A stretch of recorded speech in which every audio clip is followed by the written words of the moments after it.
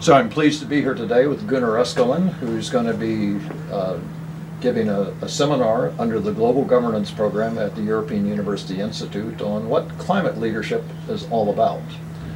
Now, Europe claims to be a leader in climate policy, and there's some debate about that in Europe, particularly a feeling that people aren't following. Do you think this claim is warranted, that Europe is indeed leading with respect to climate policy? Well, the obvious answer is yes. Europe is leading. What I'm going to talk about today is that we have not really developed our advice on climate policy from the perspective of leadership.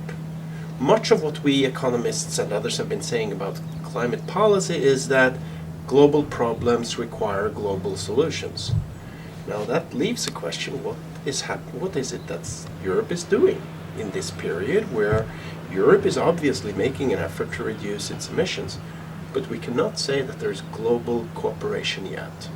So what does climate leadership for Europe imply in a world where we don't have global cooperation? How do you see this evolving? What are the policy implications, or let's say the operational aspects of what European climate leaders and politicians should do?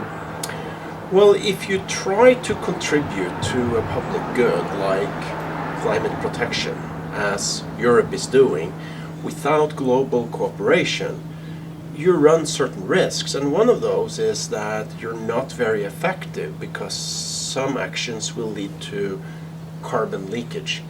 But I do think that what we're seeing in Europe takes the shape of climate leadership when Europe is emphasizing such sectors as power generation, effective buildings, energy efficiency, and renewables, because those are areas where Europe can start without all the efforts going to waste through carbon leakage.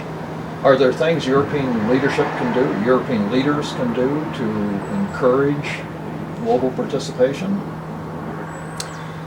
That is a very hard question. I think we haven't worked hard enough on that.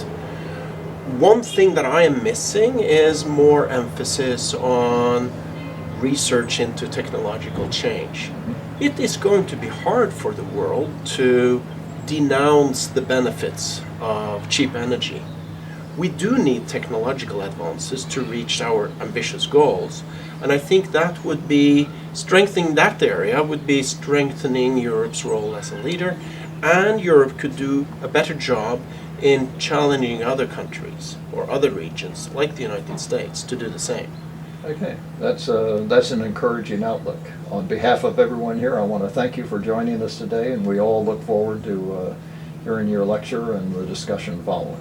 Thank you very much. Well, thank you very much for bringing me, Denny. I'm very excited to be here. Good.